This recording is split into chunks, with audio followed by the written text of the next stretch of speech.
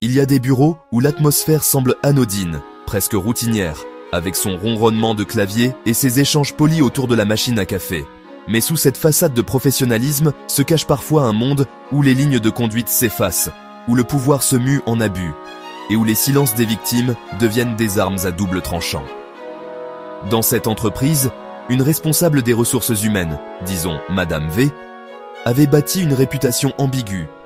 Élégante, charismatique, elle savait manier les mots pour motiver ses équipes, mais son comportement laissait planer une ombre pesante. Elle était connue pour sa proximité, un peu trop tactile, ses mains qui s'attardèrent sur une épaule, un bras, parfois plus, sous prétexte de créer du lien. Et puis, il y avait ses invitations récurrentes aux heures supplémentaires, non pas au bureau, mais chez elle. Une ambiance plus détendue, disait-elle avec un sourire en coin, promettant des récompenses aux employés qui acceptaient. Une prime, une promotion accélérée, ou simplement son favoritisme bienveillant. Pour certains, c'était une opportunité à saisir dans un monde où grimper les échelons exigeait parfois de fermer les yeux. D'autres, mal à l'aise, préféraient décliner, inventant des excuses pour éviter ces soirées qui sentèrent le piège. Madame V avait mis en place un rouage bien huilé. Elle sélectionnait ses cibles avec soin, des jeunes recrues malléables, souvent impressionnés par son autorité, ou des collègues qu'elle jugeait vulnérables.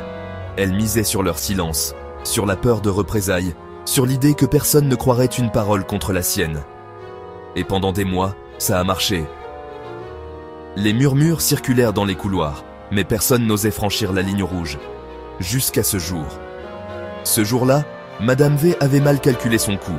Elle avait invité un nouvel employé, un certain Marc, à une de ses fameuses séances d'heures supplémentaires à domicile.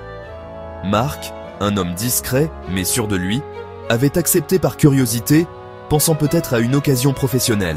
Mais une fois sur place, les choses ont dérapé. Les avances de Madame V, d'abord subtiles, sont devenues insistantes. Ses gestes trop familiers, son ton presque menaçant. Ce qu'elle n'avait pas prévu, c'est que Marc était gay, un détail qu'elle avait mal jugé, aveuglée par ses propres préjugés sur le genre et l'orientation.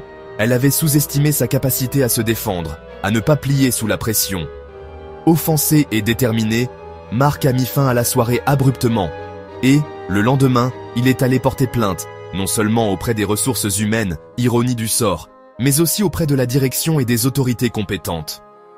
Le rouage que Madame V avait patiemment construit s'est effondré comme un château de cartes. Les enregistrements de sécurité, les témoignages d'autres employés qu'elle avait harcelés et les preuves accumulées par Marc ont fait tomber le masque. L'enquête a révélé un climat toxique bien plus vaste. Des années de manipulation, de pression psychologique et d'abus dissimulés sous des sourires de façade. La direction prise au dépourvu n'a eu d'autre choix que de la suspendre immédiatement. Mais l'histoire ne s'arrête pas là. Le scandale a éclaboussé l'entreprise, attirant l'attention des médias et des syndicats.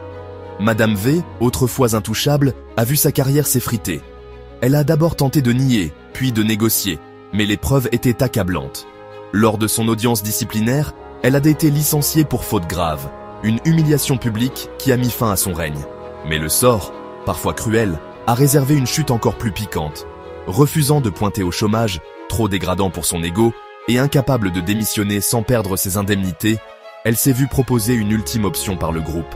Une mutation à Terre-Neuve, au sein de la branche canadienne. Un poste isolé, loin de tout, dans un climat rude et une culture qu'elle ne maîtrisait pas. « Bon courage, madame !» lui a lancé un ancien collègue avec un sourire narquois en apprenant la nouvelle. Et ainsi s'est achevée l'ascension de Madame V.